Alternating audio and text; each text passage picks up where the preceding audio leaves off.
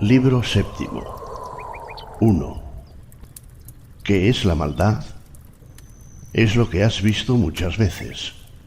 Y a propósito de todo lo que acontece, ten presente que eso es lo que has visto muchas veces. En suma, de arriba a abajo, encontrarás las mismas cosas de las que están llenas las historias, las antiguas, las medias y las contemporáneas, de las cuales están llenas ahora las ciudades y las casas. Nada nuevo, todo es habitual y efímero. 2. Las máximas viven. ¿Cómo, de otro modo, podrían morir, a no ser que se extinguieran las imágenes que les corresponden? En tus manos está reavivarlas constantemente. Puedo, respecto a esto, concebir lo que es preciso. Y si, como es natural, puedo, ¿a qué turbarme? Lo que está fuera de mi inteligencia ninguna relación tiene con la inteligencia. Aprende esto y estás en lo correcto. Te es posible revivir. Mira nuevamente las cosas como las has visto, pues en esto consiste el revivir. 3. Vana afición a la pompa, representaciones en escena, rebaños de ganado menor y mayor, luchas con lanza, huesecillo arrojado a los perritos, migajas destinadas a los viveros de peces, fatigas y acarreos de las hormigas, idas y venidas de ratoncillos asustados, títeres movidos por hilos.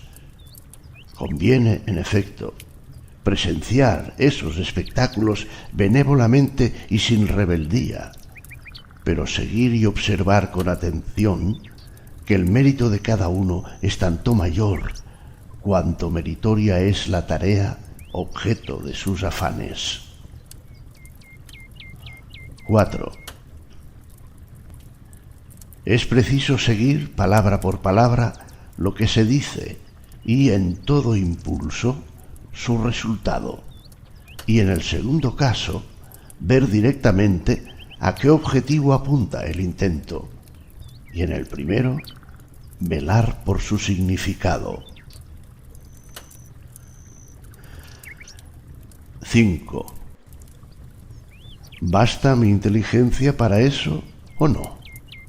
Si me basta, me sirvo de ella para esta acción, como si fuera un instrumento concedido por la naturaleza del conjunto universal. Pero si no me basta, cedo la obra a quien sea capaz de cumplirla mejor, a no ser, por otra parte, que eso sea de mi incumbencia. O bien pongo manos a la obra como pueda, con la colaboración de la persona capaz de hacer, con la ayuda de mi guía interior, lo que en este momento es oportuno y beneficioso a la comunidad. Porque lo que estoy haciendo por mí mismo, o en colaboración con otro, debe tender exclusivamente al beneficio y buena armonía de la comunidad. 6. ¿Cuántos hombres que fueron muy celebrados han sido ya entregados al olvido? ¿Y cuántos hombres que los celebraron tiempo ha que partieron? 7. No sientas vergüenza de ser socorrido, pues está establecido que cumplas la tarea impuesta como un soldado en el asalto a una muralla. ¿Qué harías, pues, si, víctima de cojera, no pudieras tú solo escalar hasta las almenas y, en cambio, te fuera eso posible con ayuda de otro? 8.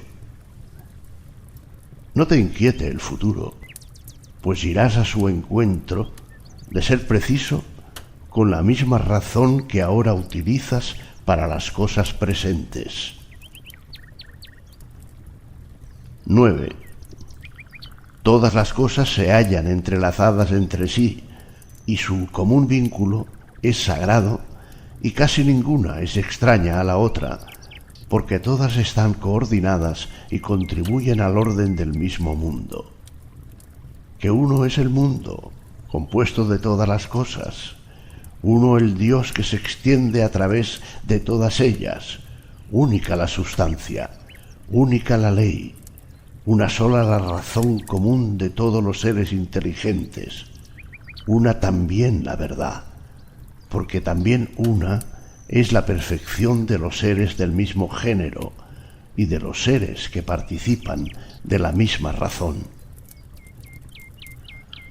10. Todo lo que es material se desvanece rapidísimamente en la sustancia del conjunto universal. Toda causa se reasume rapidísimamente en la razón del conjunto universal. El recuerdo de todas las cosas queda en un instante sepultado en la eternidad. 11. Para el ser racional, el mismo acto es acorde con la naturaleza y con la razón. 12. Derecho o enderezado. 13. Como existen los miembros del cuerpo en los individuos, también los seres racionales han sido constituidos por este motivo para una idéntica colaboración, aunque en seres diferentes.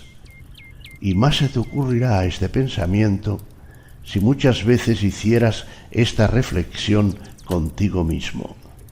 Soy un miembro del sistema constituido por seres racionales. Mas si dijeras que eres parte, con el cambio de la letra R, no amas todavía de corazón a los hombres, todavía no te alegras íntegramente de hacerles favores. Más aún, si lo haces simplemente como un deber, significa que todavía no comprendes que te haces un bien a ti mismo. 14. Acontezca exteriormente lo que se quiera, a los que están expuestos a ser afectados por este accidente, pues aquellos, si quieren, se quejarán de sus sufrimientos, pero yo, en tanto no imagine que lo acontecido es un mal, todavía no he sufrido daño alguno, y de mí depende no imaginarlo. 15. Dígase o hágase lo que se quiera, mi deber es ser bueno, como si el oro, la esmeralda o la púrpura dijeran siempre eso. Hágase o dígase lo que se quiera, mi deber es ser esmeralda y conservar mi propio color. 16. Mi guía interior no se altera por sí mismo. Quiero decir, no se asusta ni se aflige. Y si algún otro es capaz de asustarle o de afligirle, hágalo, pues él por sí mismo no se moverá conscientemente a semejantes alteraciones. Preocúpese el cuerpo, si puede, de no sufrir nada, y si sufre, manifiéstelo. También el espíritu animal que se asusta, que se aflige, pero lo que en suma piensa sobre estas afecciones, no hay ningún temor que sufra, pues su condición no le impulsará a un juicio semejante. El guía interior, por su misma condición, carece de necesidades, a no ser que se las cree, y por eso mismo no tiene tribulaciones ni obstáculos, a no ser que se perturbe y se ponga obstáculos a sí mismo. 17. La felicidad es un buen numen o un buen espíritu familiar. ¿Qué haces, pues, aquí, oh imaginación? Vete por los dioses, como viniste. No te necesito. Has venido según tu antigua costumbre. No me enfado contigo. únicamente vete. 18. ¿Se teme el cambio? ¿Y qué puede producirse sin cambio? ¿Existe algo más querido y familiar a la naturaleza del conjunto universal? ¿Podrías tú mismo lavarte con agua caliente si la leña no se transformara? ¿Podrías nutrirte si no se transformaran los alimentos? Y otra cosa cualquiera entre las útiles, ¿podría cumplirse sin transformación? ¿No te das cuenta, pues, de que tu propia transformación es algo similar e igualmente necesaria a la naturaleza del conjunto universal? 19. Por la sustancia del conjunto universal, como a través de un torrente, discurren todos los cuerpos, con naturales y colaboradores del conjunto universal, al igual que nuestros miembros entre sí. ¿A cuántos Crísipos, a cuántos Sócrates, a cuántos Epíctetos absorbió ya el tiempo? Idéntico pensamiento acuda a ti respecto a todo tipo de hombre y a toda cosa. 20. Una sola cosa me inquieta: el temor a que haga algo que mi constitución de hombre no quiere, o de la manera que no quiere, o lo que ahora no quiere. 21. Próximo está tu olvido de todo, próximo también el olvido de todo respecto a ti. 22. Propio del hombre es amar incluso a los que tropiezan, y eso se consigue en cuanto se te ocurra pensar que son tus familiares y que pecan por ignorancia y contra su voluntad, y que dentro de poco ambos estaréis muertos y que, ante todo, no te dañó, puesto que no hizo a tu guía interior peor de lo que eras antes. 23. La naturaleza del conjunto universal, valiéndose de la sustancia del conjunto universal como de una cera, modeló ahora un potro.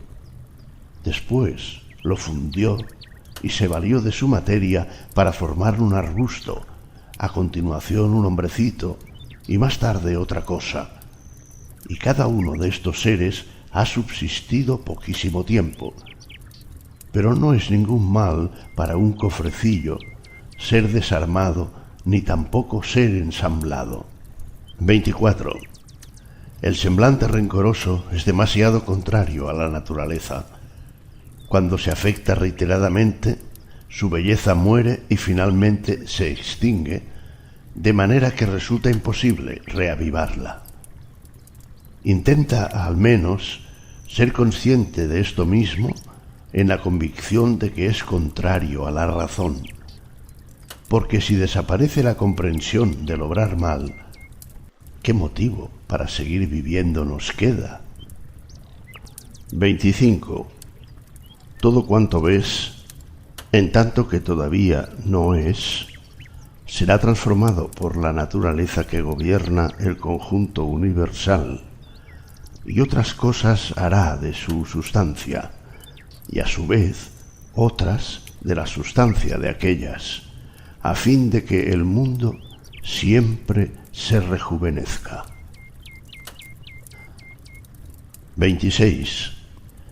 Cada vez que alguien cometa una falta contra ti, medita al punto qué concepto del mal o del bien tenía al cometer dicha falta, porque una vez que hayas examinado eso, tendrás compasión de él y ni te sorprenderás, ni te irritarás con él, ya que comprenderás tú también el mismo concepto del bien que él u otro similar. En consecuencia, es preciso que le perdones, pero aun si no llegas a compartir su concepto del bien y del mal, serás más fácilmente benévolo con su extravío. 27. No imagines las cosas ausentes como ya presentes. Antes bien, selecciona entre las presentes las más favorables, y a la vista de esto, recuerda cómo las buscarías si no estuvieran presentes. Pero al mismo tiempo, ten precaución.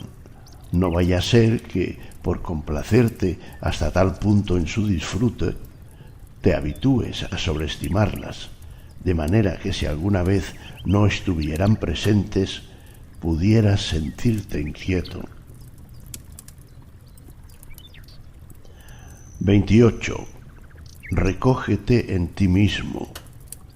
El guía interior racional puede, por naturaleza, bastarse a sí mismo practicando la justicia y, según eso mismo, conservando la calma. 29. Borra la imaginación, detén el impulso de marioneta, circunscríbete al momento presente, comprende lo que te sucede a ti o a otro, divide y separa el objeto dado en su aspecto causal y material. Piensa en tu hora postrera. La falta cometida por aquel, déjala allí donde se originó. 30. Coteja el pensamiento con las palabras. Sumerge tu pensamiento en los sucesos y en las causas que los produjeron. 31. Haz resplandecer en ti la sencillez, el pudor y la indiferencia en lo relativo a lo que es intermedio entre la virtud y el vicio. Ama al género humano. Sigue a Dios. Aquel dice: todo es convencional y en realidad solo existen los elementos. Y basta recordar que no todas las cosas son convencionales, sino demasiado pocas. 32. Sobre la muerte, o dispersión si existen átomos, o extinción o cambio si existe unidad. 33. Sobre el pesar. Lo que es insoportable mata, lo que se prolonga es tolerable, y la inteligencia, retirándose, conserva su calma y no va en detrimento del guía interior. Y respecto a las partes dañadas por el pesar, si tienen alguna posibilidad, manifiéstense sobre el particular. 34. Sobre la fama.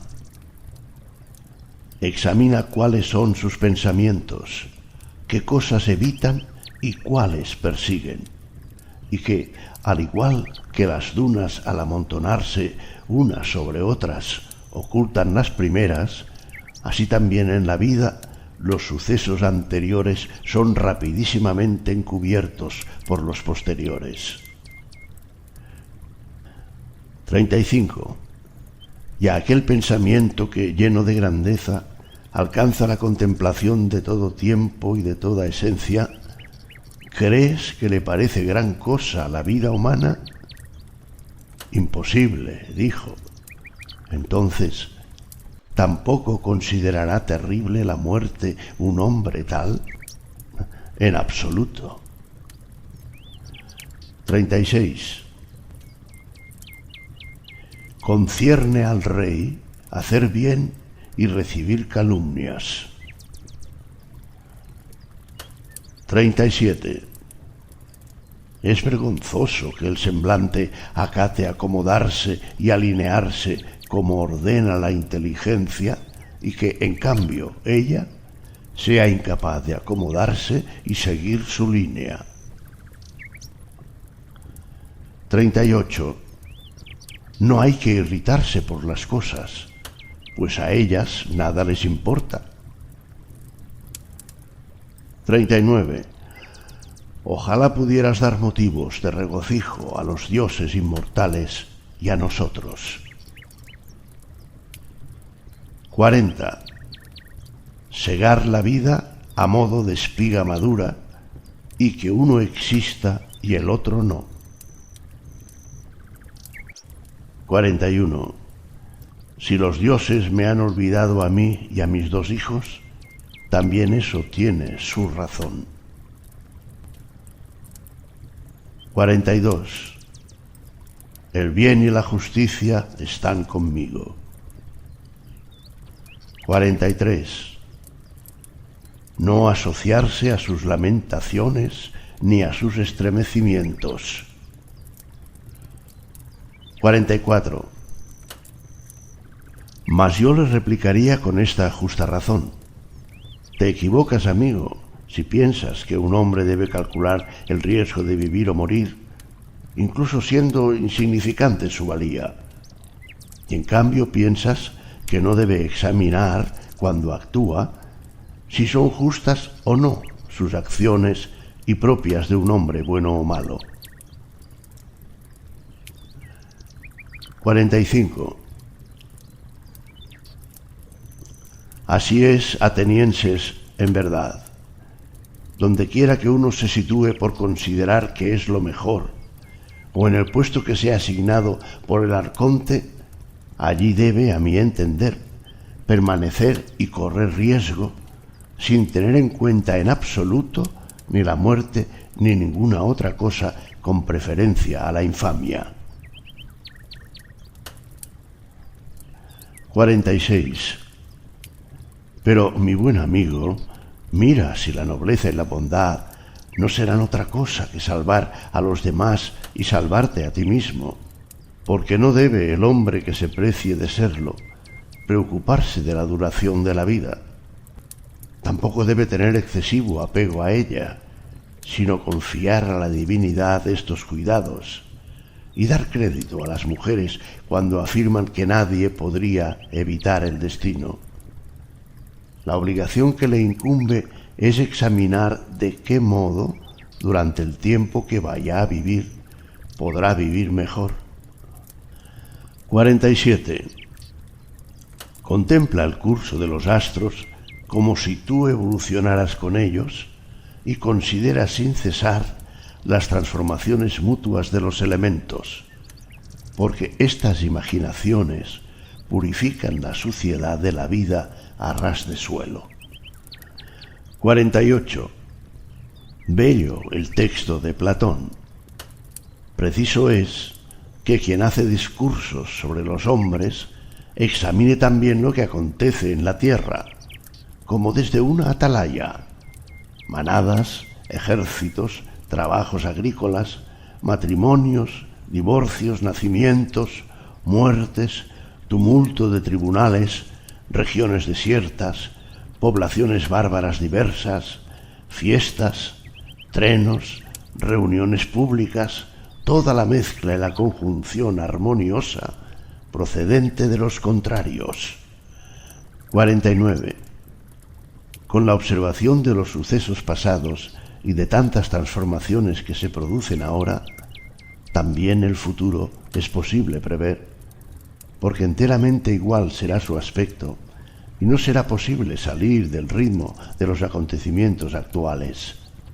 En consecuencia, haber investigado la vida humana durante 40 años que durante 10.000 da lo mismo.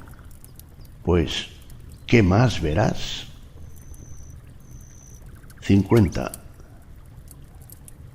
Lo que ha nacido de la tierra, a la tierra retorna. Lo que ha germinado de una semilla etérea vuelve nuevamente a la bóveda celeste.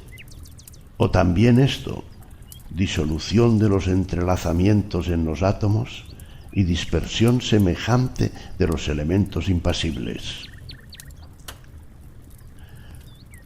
51. Con manjares, bebidas y hechizos, tratando de desviar el curso para no morir. Es forzoso soportar el soplo del viento impulsado por los dioses entre sufrimientos sin lamentos. 52. Es mejor luchador, pero no más generoso con los ciudadanos, ni más reservado, ni más disciplinado en los acontecimientos, ni más benévolo con los menosprecios de los vecinos. 53. Cuando puede cumplirse una tarea de acuerdo con la razón común a los dioses y a los hombres, nada hay que temer allí. Cuando es posible obtener un beneficio gracias a una actividad bien encauzada y que progresa de acuerdo con su constitución, ningún perjuicio debe sospecharse allí. 54. Por doquier y de continuo, de ti depende estar piadosamente satisfecho con la presente coyuntura, comportarte con justicia con los hombres presentes y poner todo tu arte al servicio de la impresión presente, a fin de que nada se infiltre en ti de manera imperceptible. 55. No pongas tu mirada en guías interiores ajenos, antes bien, dirige tu mirada directamente al punto donde te conduce la naturaleza del conjunto universal por medio de los sucesos que te acontecen y la tuya propia por las obligaciones que te exige. Cada uno debe hacer lo que corresponde a su constitución. Los demás seres han sido constituidos por causa de los seres racionales, y en toda otra cosa, los seres inferiores por causa de los superiores, pero los seres racionales lo han sido para ayudarse mutuamente. En consecuencia, lo que prevalece en la constitución humana es la sociabilidad. En segundo lugar, la resistencia a las pasiones corporales, pues es propio del movimiento racional e intelectivo marcarse límites y no ser derrotado nunca, ni por el movimiento sensitivo ni por el instintivo, pues ambos son de naturaleza animal, mientras que el movimiento intelectivo quiere prevalecer y no ser subyugado por aquellos. En tercer lugar, en la constitución racional no se da la precipitación ni la posibilidad de engaño. Así pues, el guía interior que posee estas virtudes cumpla su tarea con rectitud y posea lo que le pertenece. 56. Como hombre que ha muerto ya y que no ha vivido hasta hoy, debes pasar el resto de tu vida de acuerdo con la naturaleza. 57. Amar únicamente lo que te acontece y lo que es tramado por el destino, pues ¿qué se adapta mejor a ti? 58. En cada suceso, conservar ante los ojos a aquellos a quienes acontecían las mismas cosas y luego se afligían, se extrañaban, censuraban. ¿Y ahora dónde están aquellos? En ninguna parte. ¿Qué entonces? ¿Quieres proceder de igual modo? ¿No quieres dejar estas actitudes extrañas a quienes las provocan y las sufren y aplicarte enteramente a pensar cómo servirte de los acontecimientos? Te aprovecharás bien de ellos y tendrás materia. Presta atención y sea tu único deseo ser bueno en todo lo que hagas. Y ten presentes estas dos máximas. Es indiferente el momento en que la acción. 59. Cava en tu interior. Dentro se halla la fuente del bien, y es una fuente capaz de brotar continuamente si no dejas de excavar. 60. Es preciso que el cuerpo quede sólidamente fijo y no se distorsione, ni en el movimiento ni en el reposo. Porque del mismo modo que la inteligencia se manifiesta en cierta manera en el rostro, conservándolo siempre armonioso y agradable a la vista, así también debe exigirse en el cuerpo entero. Pero todas esas precauciones deben observarse sin afectación. 61. El arte de vivir se asemeja más a la lucha que a la danza en lo que se refiere a estar firmemente dispuesto a hacer frente a los accidentes, incluso imprevistos. 62.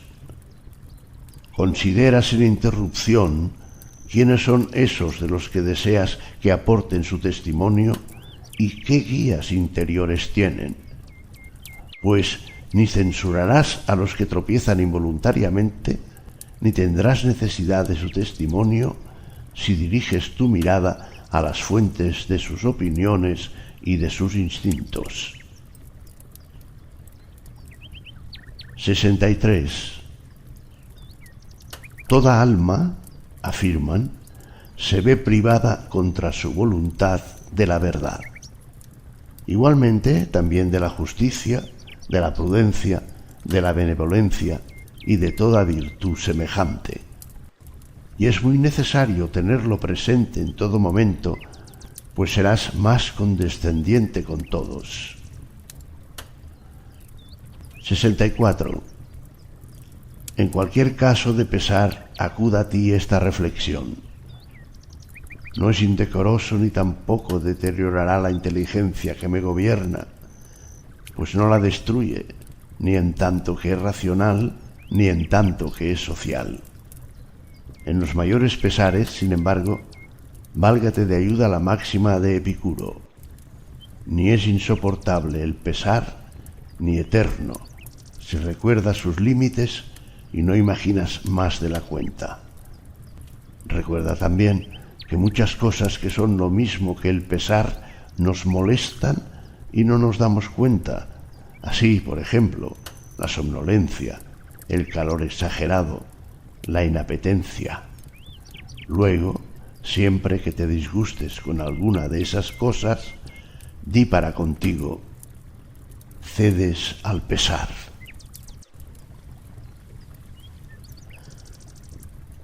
65. Cuida de no experimentar con los hombres inhumanos algo parecido a lo que éstos experimentan respecto a los hombres. 66. ¿De dónde sabemos si Telauges no tenía mejor disposición que Sócrates? Pues no basta con el hecho de que Sócrates haya muerto con más gloria, ni que haya dialogado con los sofistas con bastante más habilidad, ni que haya pasado toda la noche sobre el hielo más pacientemente, ni que, habiendo recibido la orden de apresar al Salaminio, haya decidido oponerse con mayor gallardía, ni que se haya ufanado por las calles, extremo sobre el que no se sabe precisamente si es cierto. Mas es preciso examinar lo siguiente: ¿qué clase de alma tenía Sócrates?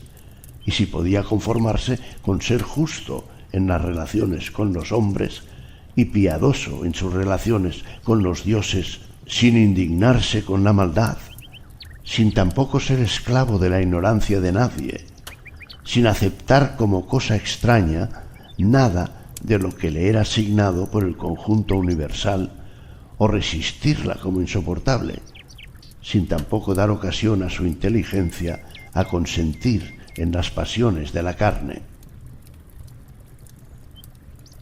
67. La naturaleza no te mezcló con el compuesto de tal modo que no te permitiera fijarte unos límites y hacer lo que te incumbe y es tu obligación, porque es posible en demasía convertirse en hombre divino y no ser reconocido por nadie. Ten siempre presente eso, y aún más lo que te voy a decir.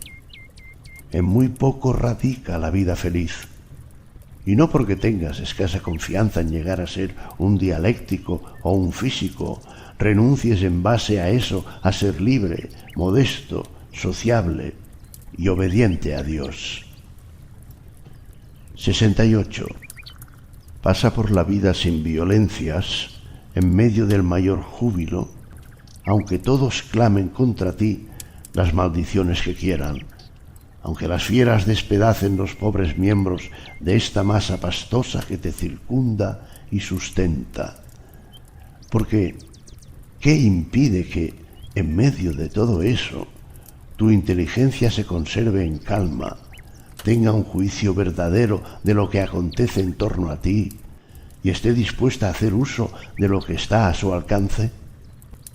De manera que tu juicio pueda decir a lo que acaezca: tú eres eso en esencia, aunque te muestres distinto en apariencia. Y tu uso pueda decir a lo que suceda: te buscaba, pues para mí el presente es siempre materia de virtud racional, social y, en suma, materia de arte humano o divino, porque todo lo que acontece se hace familiar a Dios o al hombre, y ni es nuevo ni es difícil de manejar, sino conocido y fácil de manejar. 69. La perfección moral consiste en esto: en pasar cada día como si fuera el último, sin convulsiones, sin entorpecimientos, sin hipocresías. 70.